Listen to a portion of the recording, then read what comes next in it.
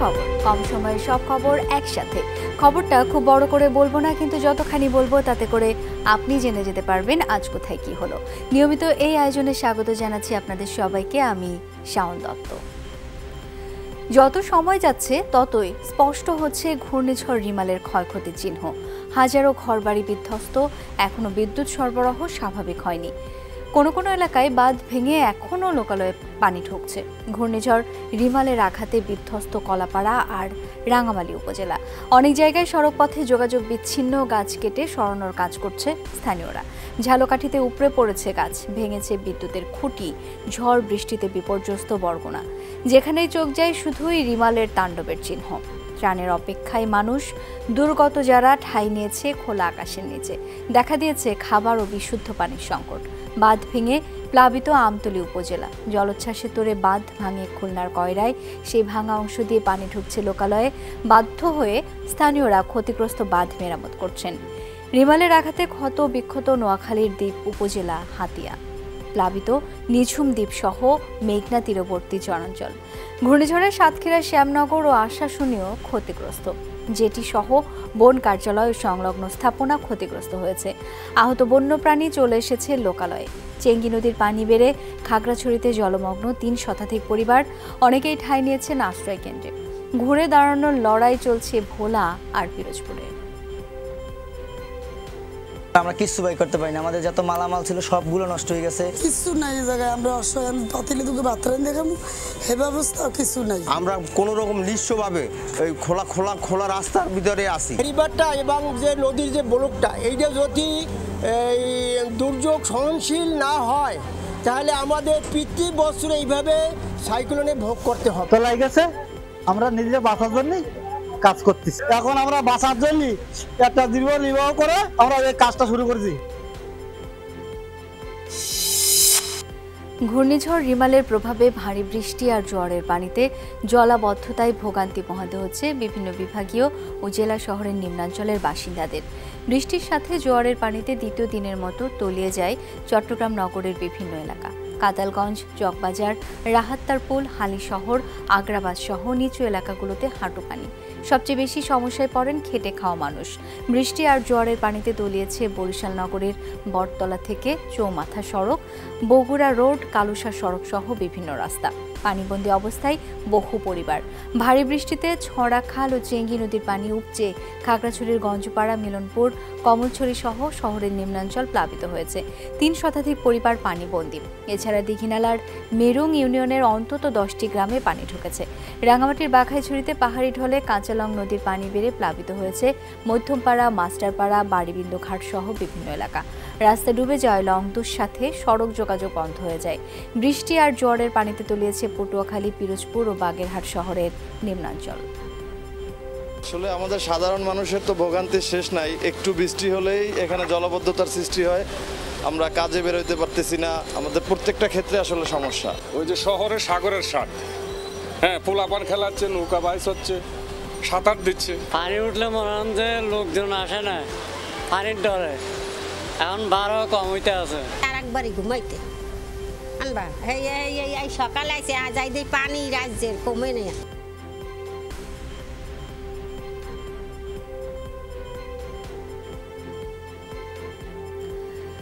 Remal তাণ্ডবে ক্ষতিগ্রস্ত এলাকার খবরাখবর জেনে নেব সরাসরি। খুলনায় যেতে চাই, সেখানে রয়েছেন সহকর্মী প্রবীর বিশ্বাস।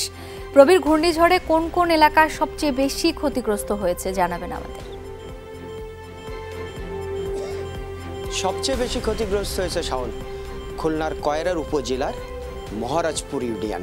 এবং এই ইউনিয়নের দৃশ্যটা যদি আমরা দেখাই, এটি সর্বদক্ষিণের একটি উপজেলা। দেখতে পাচ্ছেন যে নদীটা, এটি কপোতাক্ষ নদ এবং খরস্রোতা এই নদটি বঙ্গোপসাগরের সাথে সম্পৃক্ত। সেই নদীর যে একপাশের লোকালয়, সেটি মূলত বেড়ি বাঁধ দিয়ে আবৃত এবং এই বেড়ি বাঁধগুলো খুবই নাজুক। বলা হয় 60-এর দশকে বাঁধগুলো তৈরি হয়েছিল। তারপর নামমাত্র মেরামত হয়, প্রতি বছরই বাজেট হয়, টাকা খরচ হয়, কিন্তু এলাকার মানুষের দুর্ভোগ যায় না। মাঝে মাঝেই ঘূর্ণিঝড় হয়, ঘূর্ণিঝড়ে দুটো জিনিস হয়, হয় বেড়িবাঁধগুলো উপচে এলাকায় পানি প্রবেশ করে, নতুবা বেড়িবাঁধগুলো ভেঙে যায়। ভেঙে গেছে দশালিয়ার এই পয়েন্টটি, যেটি আমাদের ক্যামেরায় ধরা পড়ছে। এবং এই দশালিয়ার পয়েন্টটি যেখান দিয়ে ভেঙেছে, তারপরে এর উত্তর দিকের যে গ্রামগুলো 15 থেকে 20টি গ্রাম প্লাবিত হয়েছে। দশালিয়া, আটরা, গোবিন্দপুর, লোকা, জয়পুর, আলেমরা, খেজুরডিঙি, হোগলা, কালনা, জয়পুর, আন্দারবনিয়া, শ্যামখালী, মঠবাড়ি এবং যে ইউনিয়নটি মহারাজপুর, সেই মহারাজপুরের গ্রামটিও প্লাবিত। 15 থেকে 20 হাজার মানুষ তারা ক্ষতিগ্রস্ত, যাদের সাথে পানির সাথে এখন বসতি, যাদের ঘরের অর্ধেকাংশ এখন পানির নিচে, অর্থাৎ জোয়ারের সময় ঘরে পানি উঠছে, ভাটার সময় নেমে যাচ্ছে। প্রতিদিন 2 বার তাদের পানির উপর থাকতে হচ্ছে। এবং এই দৃশ্য দেখতে এই অঞ্চলের মানুষ যারা আছে তারা কি করা যায়, কীভাবে কী করা যায়, তারা দেখতে আসছে। উৎসুক জনতার ভিড়, বাঁধগুলো ভেঙে যাদের মূলত বাড়িগুলো প্লাবিত হয়েছে। আমরা এসে দেখেছি নানান বয়সী লোকজন কোন জায়গাটি ভেঙেছে, যে জায়গাটিকে ভেঙে তার বাড়িতে পানি প্রবেশ করেছে সেটি তারা এখানে এসে একটু বোঝার চেষ্টা করছে। তাদের দাবি, তারা ত্রাণ চায় না, চায় এই অঞ্চলের মানুষ একটা শক্ত বেড়ি বাঁধ, যে বাঁধটি তাদের সহায় সম্বল এবং তাদেরকে রক্ষা করবে। অর্থাৎ এই ধরনের প্লাবনের ফলে তাদের ফসল, চিংড়ির ঘের, ঘরবাড়ি, আসবাবপত্র সব কিছুই কিন্তু প্লাবিত হয়ে যায় এবং এর ফলে যোগাযোগ ব্যবস্থা একেবারেই ভেঙে পড়েছে। এক বাড়ি থেকে আরেক বাড়ি যাওয়ার সুযোগ নেই, যেটি নৌকায় করে যেতে হচ্ছে। স্কুল কলেজ শিক্ষা প্রতিষ্ঠানে ছেলেমেয়েদের যাওয়ার সুযোগ নেই, গবাদি পশু কোথাও যাওয়ার সুযোগ নেই, স্যানিটেশন অবস্থা নাজুক, সব মিলে একটা দুর্বিষহ জীবন। সে কারণে চায় যত দ্রুত সম্ভব বাঁধটি মেরামত হবে ততই তাদের জন্য সুখকর। তবে আবারও বলি, তারা চায় একটি শক্ত বেড়িবাঁধ, যেটি নিয়ে সরকার আগামীতে ভাববে, তাহলেই মাত্র তাদের দুর্ভোগ লাঘব হবে। শাওন। প্রবীর, অনেক ধন্যবাদ আপনাকে। দর্শক, এবারে জলাবদ্ধতার খবর জানতে বরিশাল থেকে কাউসার হোসেন সঙ্গে আছেন, যাচ্ছি তার কাছে। কাউসার, জলাবদ্ধ এলাকার পানি নামতে শুরু করেছে কিনা, ভুক্তভোগী যারা তারা কি বলছেন?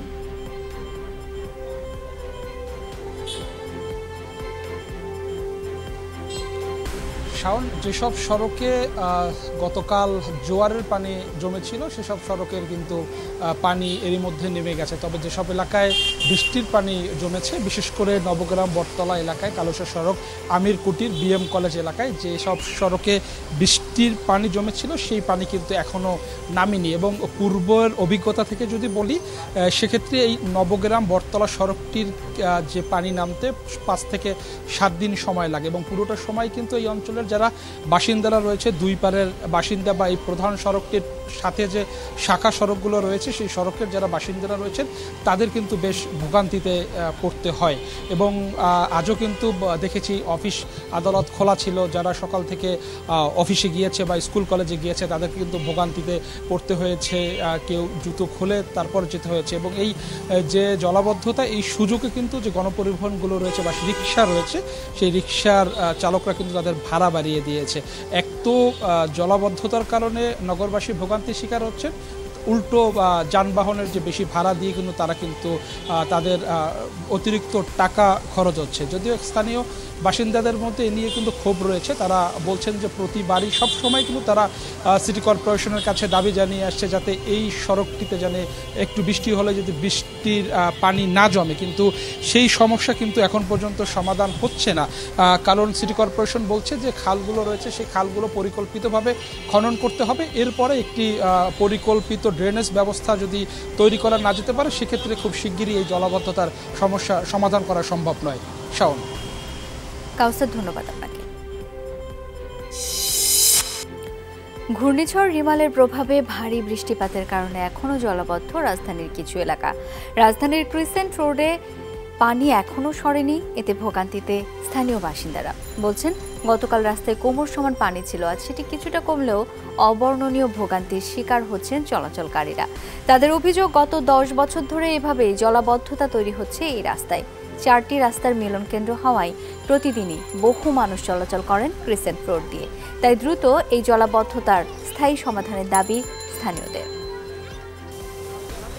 রাজধানীর খিলক্ষেত এলাকাতে সকালেও জলাবদ্ধতা দেখা গেছে। এছাড়া মিরপুরের কালশি, সাংবাদিক কলোনি এলাকার আশপাশের সড়কের বিভিন্ন পয়েন্টে জমে আছে পানি। এর আগে সকালের দিকে বৃষ্টি থাকায় বিপাকে পড়েন কর্মজীবী ও খেটে খাওয়া মানুষ। বিপত্তি পোহাতে হয়েছে স্কুল কলেজের শিক্ষার্থীদেরও। আমাদের এই পানিতে তো অনেক ক্ষতি, যেমন যদি এরকম পানি থাকে তাহলে বেচা কিনা একদমই নাই, টোটালি বন্ধ। পানিতে জামা কাপড় সব ভিজে শেষ। বৃষ্টি হইলে মনে করতে জায়গা 1 মাসের মতন পানি মনে থাকে, কারণ একসাথে যদি অনেক পানি পড়ে ওইটা নিষ্কাশিত হওয়ার জন্য তো একটু সময় লাগে।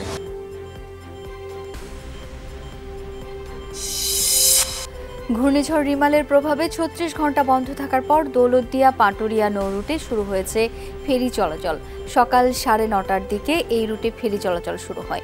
এর আগে ঝড়ের কবলে পড়ে নৌ দুর্ঘটনা এড়াতে ফেরি চলাচল বন্ধ করে দেয় ঘাট কর্তৃপক্ষ।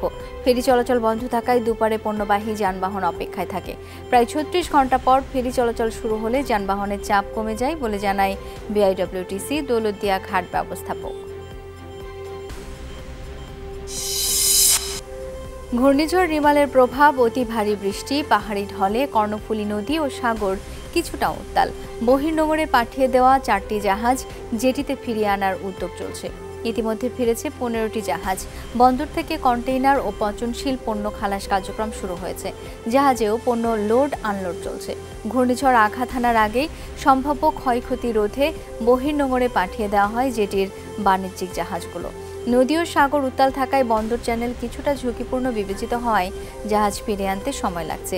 রিমালের প্রভাবে প্রায় 2 দিন ধরে চট্টগ্রাম বন্দরে পণ্য ওঠানামা বন্ধ থাকায় আমদানি রপ্তানি বাণিজ্য ক্ষতিগ্রস্ত হয়েছে। এদিকে লাইটার জাহাজ কর্ণফুলী ঘাটে ফিরেছে, শুরু করেছে পণ্য আনা নেওয়ার কাজ। ঘূর্ণিঝড় রিমালের তাণ্ডবে বিপর্যস্ত হয়ে পড়েছে দেশের মোবাইল যোগাযোগ ব্যবস্থা। বিদ্যুৎ বিভ্রাটের কারণে প্রায় অর্ধেক টাওয়ার বন্ধ আছে। 48% টাওয়ারের পরিষেবা বন্ধ করতে হয়েছে বলে জানিয়েছে নিয়ন্ত্রক কমিশন বিটিআরসি। ফলে ভয়েস কল ও মোবাইল ইন্টারনেট সেবা ব্যাহত হয়। দক্ষিণ ও দক্ষিণ পশ্চিমাঞ্চলের জেলাগুলো থেকে শুরু করে ঘূর্ণিঝড়ে ক্ষতিগ্রস্ত এলাকায় বিদ্যুৎ সংযোগ বিচ্ছিন্ন করতে হয়েছে বিদ্যুৎ সরবরাহকারীদের। ফলে সোমবার বিকাল 4টা নাগাদ 64 জেলার 45,610টি টেলিকম টাওয়ারের মধ্যে 22,218টি টাওয়ারের সংযোগ বিচ্ছিন্ন হয়ে যায়। মোবাইল অপারেটরদের সংগঠন এমটপ জানিয়েছে টাওয়ার স্টেশনগুলোতে 6 থেকে 8 ঘন্টা ব্যাটারি ব্যাকআপের সক্ষমতা ফুরিয়ে গেছে। টাওয়ার অপারেটররা পোর্টেবল জেনারেটর দিয়ে পরিষেবা চালিয়ে যাওয়ার চেষ্টা করে।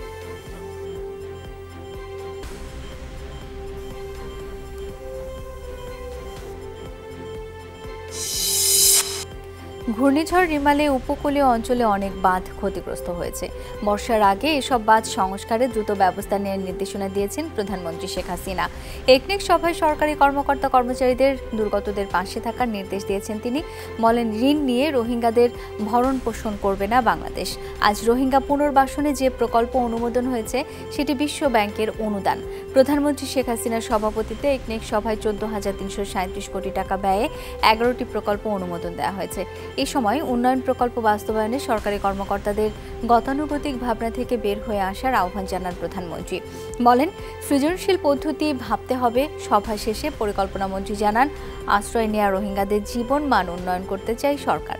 সেজন্য প্রকল্প বাস্তবায়ন করবে দুর্যোগ ব্যবস্থাপনা ও ত্রাণ মন্ত্রণালয়। খরচ হবে 796 কোটি টাকা।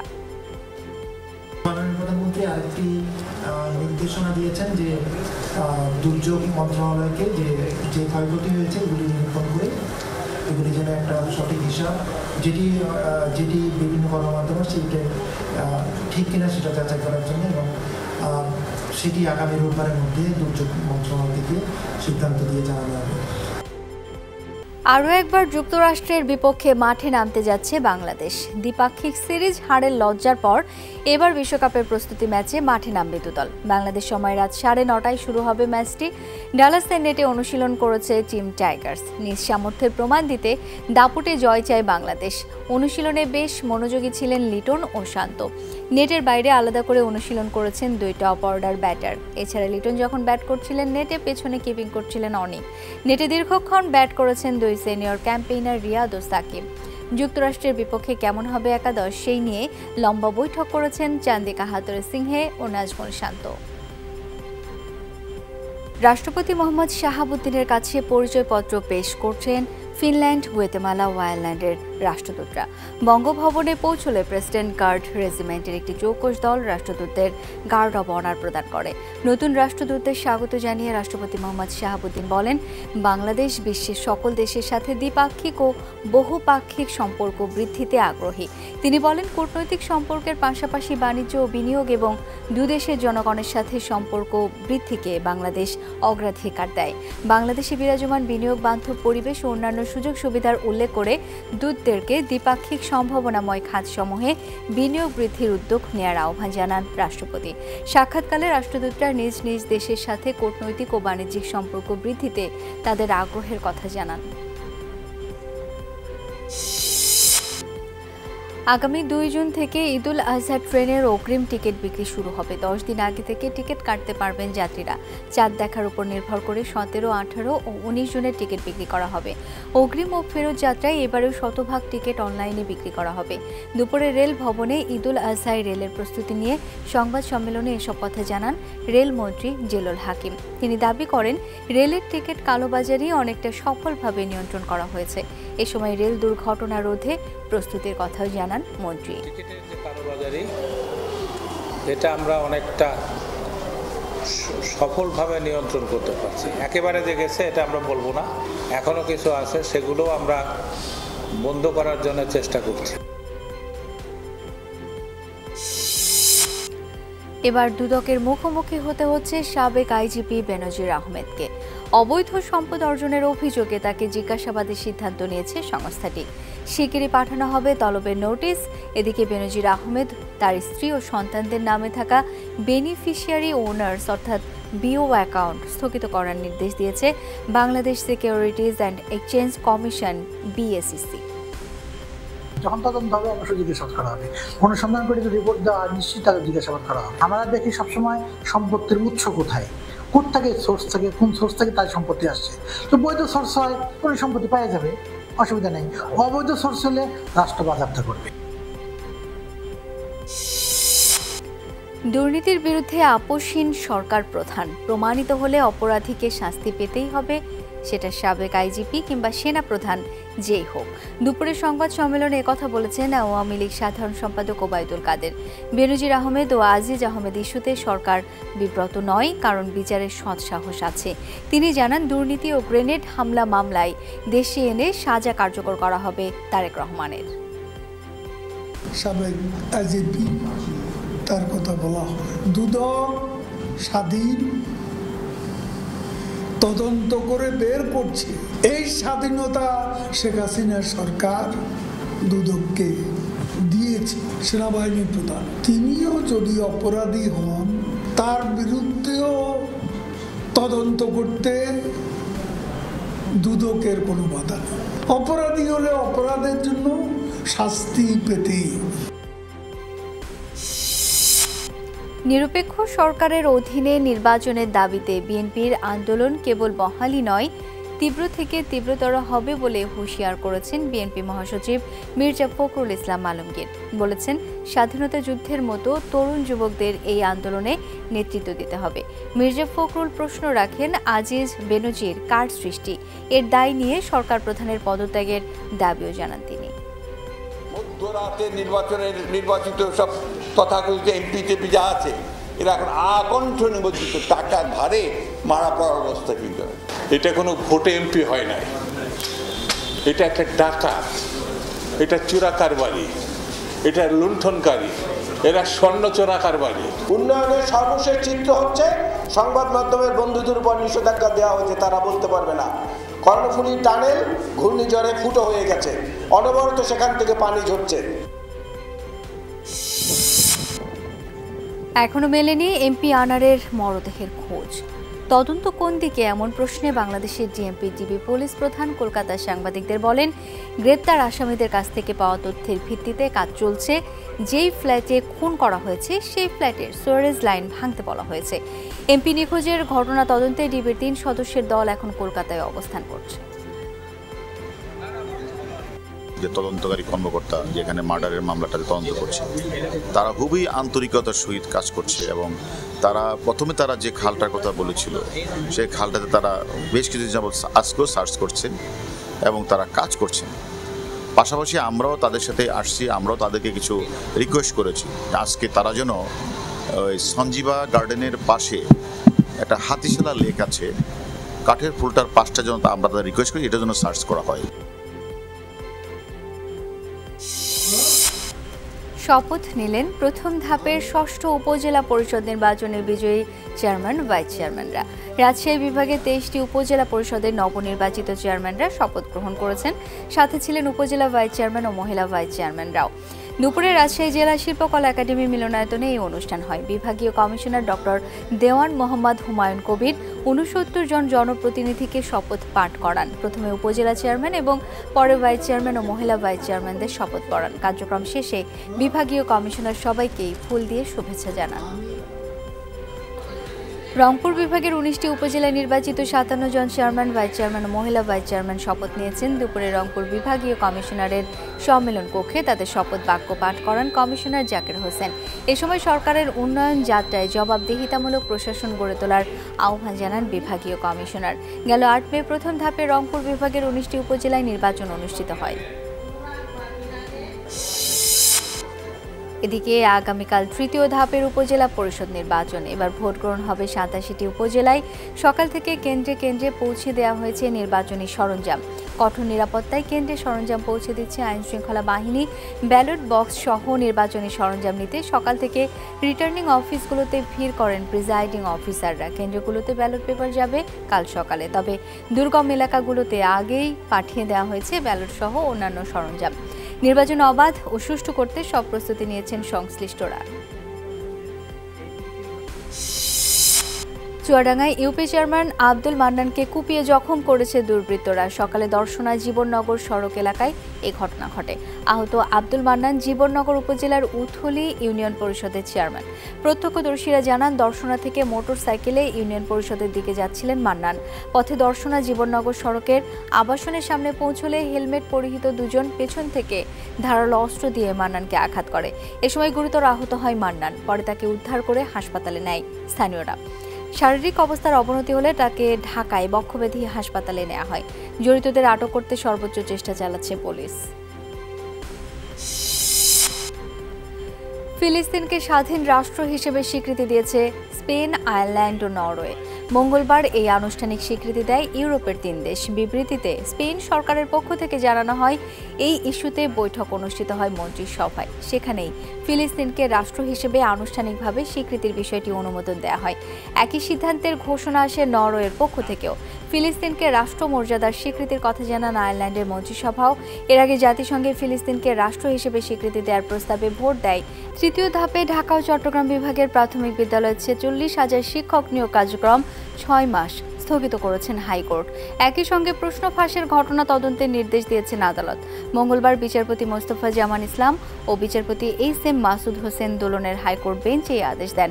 রিট পক্ষের আইনজীবী সাইদুল হক সুমন জানান, সহকারী শিক্ষক নিয়োগে তৃতীয় ধাপের পরীক্ষায় প্রশ্ন ফাঁস হয়েছিল। সেই ফাঁস হওয়া প্রশ্নে অনেকে পরীক্ষা দেন। এই কারণে প্রকাশিত ফলাফল নিয়ে প্রশ্ন ওঠে। বাংলাদেশে কতজন বৈধ অবৈধ বিদেশি কাজ করছেন তা আইজিপিকে তদন্তের নির্দেশ দিয়েছেন হাইকোর্ট। প্রতিবেদন আকারে জমা দিতে বলা হয়েছে তালিকা। এছাড়া যারা অবৈধভাবে কাজ করছে তাদের বিরুদ্ধে ব্যবস্থা নিতে না পারা কেন অবৈধ নয়, এই মর্মে রুলও জারি করেছেন আদালত। বিচারপতি মোস্তফা জামান ইসলামের নেতৃত্বাধীন হাইকোর্ট বেঞ্চ আজ এই আদেশ দেন। মাননীয় আদালত রুল ইস্যু করেছেন, কেন অবৈধ বিদেশিদের বিরুদ্ধে ব্যবস্থা না নেওয়া অবৈধ ঘোষণা করা হবে না, এবং বাংলাদেশে কত অবৈধ এবং বৈধ বিদেশি নাগরিক কাজ করছে তার তালিকা মাননীয় কোর্টে সাবমিট করার জন্য ডাইরেকশন দিয়েছেন। সচিব সহ গুরুত্বপূর্ণ পদে নিয়োগের ক্ষেত্রে সরকার স্বজনপ্রীতি করে না। যোগ্য লোককে যোগ্য স্থানে নিয়োগ দেওয়া হয়। অসংগত থাকলে যাচাই করে ব্যবস্থা নেয় সরকার, এমন দাবি করেছেন জনপ্রশাসন মন্ত্রী ফরহাদ হোসেন। দুপুরে সচিবালয়ের সেক্রেটারিয়েট রিপোর্টার্স ফোরাম আয়োজিত বিএসআরএফ সংলাপ কথা বলেন তিনি। মন্ত্রী বলেন, প্রশাসনে পদায়ন ও পদোন্নতিতে নীতিমালা যথাযথ অনুসরণ করা হয় না, এই অভিযোগ সত্য নয়। সরকার যে চুক্তি ভিত্তিক নিয়োগগুলো দেয় সেগুলো যথাযথভাবেই দেয়। মন্ত্রী জানান, বিভিন্ন অভিযোগে 2019 থেকে 2024 সাল পর্যন্ত 178 জন কর্মকর্তাকে অভিযুক্ত করা হয়েছে। গুরুদণ্ড দেওয়া হয়েছে 22 জনকে, 69 জনকে লঘুদণ্ড, 77 জনকে অব্যাহতি দেওয়া হয়েছে। আমাদের গাড়িগুলোর বয়স ইতিমধ্যে 17 বছর হয়ে গেছে। এই 17 বছরের গাড়ি, পুরনো গাড়িগুলো রাস্তায় চালানো যাচ্ছে না, রাস্তায় গাড়ি ছাড়তে অনেক বেশি ব্যয় হয়ে যাচ্ছে। ইউনোদেরকে যথাযথভাবে তাদের কাজ করতে হবে এবং সেখানে তাদের গাড়ি প্রয়োজন। আমাদের অর্থনৈতিক সমস্যাকে বিবেচনা করে আমরা কিন্তু এই গাড়িগুলো আমরা কেনা শুরু করলাম। বাংলাদেশের ঋণমান সূচক আবারও কমিয়েছে ফিচ। 6 মাসের মধ্যে long term foreign currency ইস্যুয়ার default rating BB- থেকে B+ নামিয়ে আনা হয়েছে। তবে যুক্তরাষ্ট্র ভিত্তিক আন্তর্জাতিক রেটিং সংস্থাটি বলছে বাংলাদেশের অর্থনৈতিক পূর্বাভাস স্থিতিশীল থাকবে। সোমবার এক প্রতিবেদনে রেটিং কমানোর তথ্য তুলে ধরে সংস্থাটি বলছে বিদেশি ঋণ পরিশোধের সক্ষমতা দুর্বল হয়ে পড়ছে। দেশ নারীদের নেতৃত্বে এগিয়ে যাচ্ছে, এমনটাই জানিয়েছেন কথা সাহিত্যিক ডক্টর মোহাম্মদ জাফর ইকবাল। দুপুরে তেজগাঁওয়ে বিশ্ব মাসিক স্বাস্থ্য দিবস উপলক্ষে ভয়েস অফ ফ্রিডম নামের দেয়াল পত্রিকা প্রদর্শনীর অনুষ্ঠানে তিনি একথা জানান। বলেন, দেশে মেয়েরা এগিয়ে যাচ্ছে, দেশকে এগিয়ে নিয়ে যাচ্ছে মেয়েরা। যে সকল দেশ নারীরা পরিচালিত করছে তাদের দেশে যুদ্ধ হয় না। তিনি আরও বলেন, পিরিয়ড নিয়ে সমাজের মানুষ এখন ট্যাবুতে বসবাস করে না। অনুষ্ঠানে 6ষ্ঠ শ্রেণী থেকে 10ম শ্রেণী পর্যন্ত ছাত্রীদের নিয়ে দেয়াল পত্রিকা উৎসবের আয়োজন করা হয়।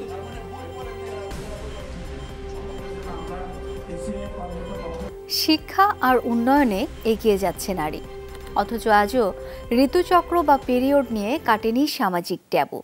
কর্মব্যস্ত নারীদের ক্ষেত্রে মাসিককালীন দিনগুলো আরও চ্যালেঞ্জের। দীর্ঘক্ষণ একই স্যানিটারি ন্যাপকিন পরে থাকতে হচ্ছে, গণশৌচাগারও নারী বান্ধব নয়। এতে করে দেখা দিচ্ছে নানা শারীরিক জটিলতা। বিশেষজ্ঞরা বলছেন, নারীর পিরিয়ড বান্ধব পরিবেশ সৃষ্টিতে এগিয়ে আসতে হবে পুরুষকেও। সুমাইয়া ঐশীর রিপোর্টে দেখুন বিস্তারিত। অ্যাডভোকেট আসমা আক্তার। দিনের আলো ফুরলেও কাজ ফুরায় না তার। আদালতের এ প্রান্ত থেকে ও প্রান্তে লেগেই থাকে ছোটাছুটি। তবে প্রতি মাসে পিরিয়ডের সময়টায় দৈনিক ব্যস্ততায় নিজের পরিচ্ছন্নতার বিষয়টি কি মাথায় রাখতে পারেন তিনি? আমাকে টোটাল 12 ঘন্টা বাইরে থাকতে হচ্ছে। এই সময়টায় চাইলেও আমি চেঞ্জ করার খুব একটা সময় পাচ্ছি না বা ওইভাবে হচ্ছে না। চা বিক্রেতা সোনিয়া খাতুনের গল্পটিও এক। পেট চালানোর তাগিদে দিনের বেশিরভাগ সময়ই থাকতে হয় দোকানে। পাবলিক টয়লেট যেখানে রাজধানীতে দুষ্প্রাপ্য, সেখানে মাসিককালীন পরিচ্ছন্নতা অনেকটা বিলাসিতা বৈকি। বেশিরভাগ দোকানে সময় দেই কারণে পরিবর্তন করতে এবং চেঞ্জ করতে সময় পাওয়া যায় না। অ্যাডভোকেট আসমা কিংবা চা বিক্রেতা সোনিয়া, দুজনের পেশা এবং শিক্ষাগত যোগ্যতা ভিন্ন হলেও মাসের বিশেষ কটি দিনের যে চ্যালেঞ্জগুলো আছে সেগুলো কিন্তু এক। বর্তমান সমাজ ব্যবস্থা নারীদের পিরিয়ড বান্ধব না হওয়ায় নানান স্বাস্থ্যগত জটিলতায় ভুগতে হচ্ছে তাদের। শিক্ষা প্রতিষ্ঠানগুলোর পরিস্থিতিও এক। অপরিচ্ছন্ন শৌচাগার আর দীর্ঘ সময় একই স্যানিটারি ন্যাপকিন পরে থাকায় বাড়ছে জরায়ুজনিত নানা অসুখ। মেয়েদের জন্য প্রপার টয়লেটের ব্যবস্থা তো নেই, কিংবা থাকলেও সেটা অপরিচ্ছন্ন, এমনই অপরিচ্ছন্ন যে সেখানে কোনো মতেই প্রবেশযোগ্য নয়। যৌনাঙ্গের বিভিন্ন ইনফেকশন কিন্তু ওদের এই প্যাড থেকেই হয়ে যাচ্ছে। প্যাড যদি তার অ্যাভেলেবেল না থাকে, সে দেখা যাচ্ছে যে বিভিন্ন রকম কটন, বিভিন্ন রকম টিস্যু যেগুলো হচ্ছে সম্পূর্ণ স্টেরাইল না, ইভেন আপনার কাপড় ইউজ করছে, এই কাপড়গুলো থেকে কিন্তু তার আবার ইনফেকশন হয়। সে একই রকম যৌনাঙ্গের ইনফেকশন নিয়ে আমাদের কাছে আসছে। কর্মজীবী নারীদের দীর্ঘক্ষণ শোষণে সক্ষম এমন স্যানিটারি ন্যাপকিন ব্যবহারের পরামর্শ বিশেষজ্ঞদের। পাশাপাশি পিরিয়ড চলাকালীন সারা দিনের মতো পর্যাপ্ত প্যাড সাথে নিয়ে বের হতে হবে। নারীদের দাবি, পিরিয়ড বান্ধব পরিবেশ থাকলে নির্দ্বিধায় এগিয়ে যাবে নারীরা। ম্যাক্সিমাম ক্ষেত্রে আমাদের যে পাবলিক টয়লেটগুলো আছে ওখানে ন্যাপকিনের ব্যবস্থা থাকে না, পর্যাপ্ত পানির ব্যবস্থাও থাকে না, তারপর একটা সিকিউরিটি একটা ব্যাপার আছে। আমরা যারা কর্মব্যস্ত নারী আছি তারা ঘন ঘন চেঞ্জ করতে পারি না। দিন শেষে আমাদের একটা জটিলতা তৈরি হয় বা চেঞ্জ করার এই সুযোগটাও পাই না। সুমাইয়া ঐশী, যমুনা নিউজ, ঢাকা।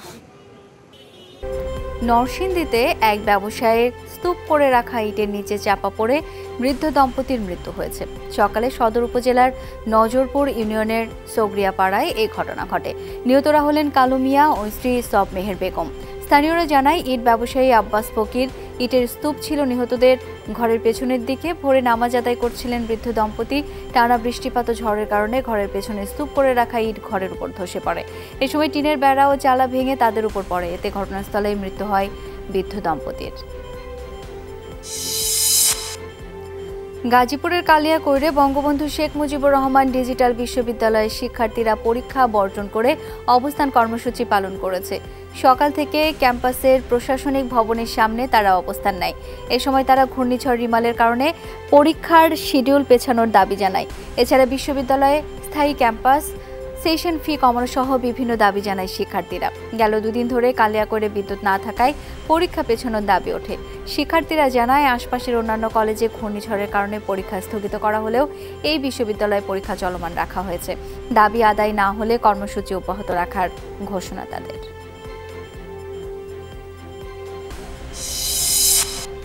কুমিল্লায় একটি ছিনতাইকারী চক্রের 5 সদস্যকে গ্রেপ্তার করেছে পুলিশ। দুপুরে পুলিশ সুপার কার্যালয়ের সংবাদ সম্মেলনে এই তথ্য জানানো হয়।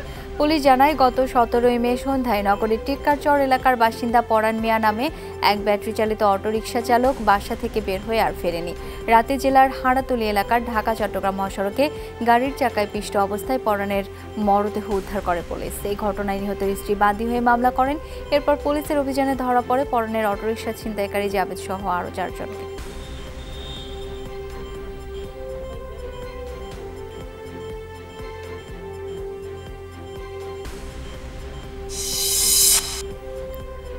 কলকাতার সঞ্জীবা আবাসনের সেপটিক ট্যাঙ্ক থেকে উদ্ধার করা হয়েছে এমপি আনারের খণ্ডিত মরদেহের অংশ। এ বিষয়ে বিস্তারিত জানাতে কলকাতা থেকে এখন সরাসরি যোগ দিচ্ছেন সহকর্মী সুকান্ত চট্টোপাধ্যায়। সুকান্ত, এমপি আনারের দেহের খণ্ডাংশ উদ্ধারের বিষয়ে বিস্তারিত জানতে চাই আপনার কাছ থেকে। আমার পেছনেই কিন্তু সঞ্জীবা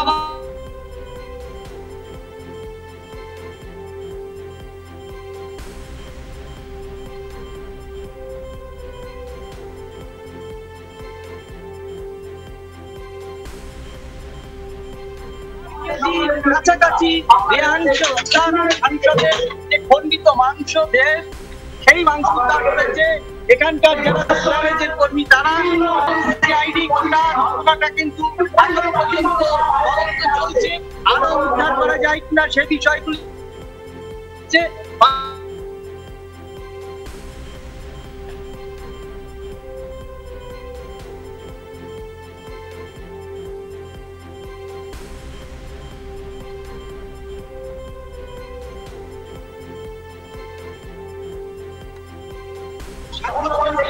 এবং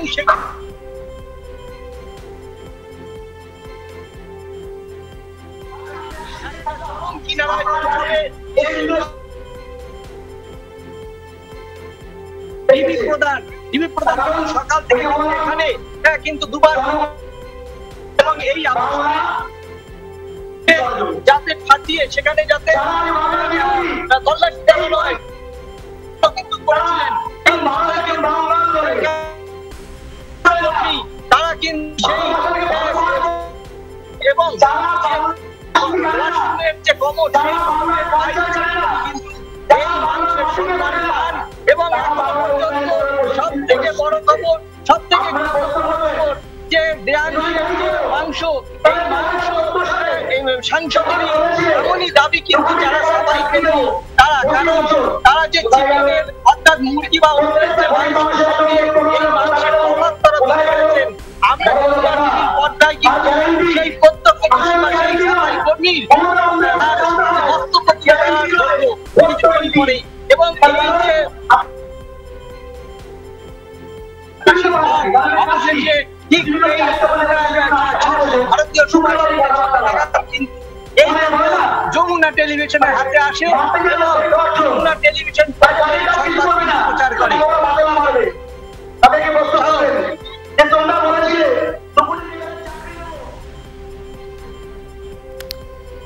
এমপি আনারের দেহের খণ্ডিত অংশ উদ্ধার করা গেছে সেপটিক ট্যাঙ্ক থেকে। সেখানকার খবর জানাচ্ছিলেন সুকান্ত চট্টোপাধ্যায়।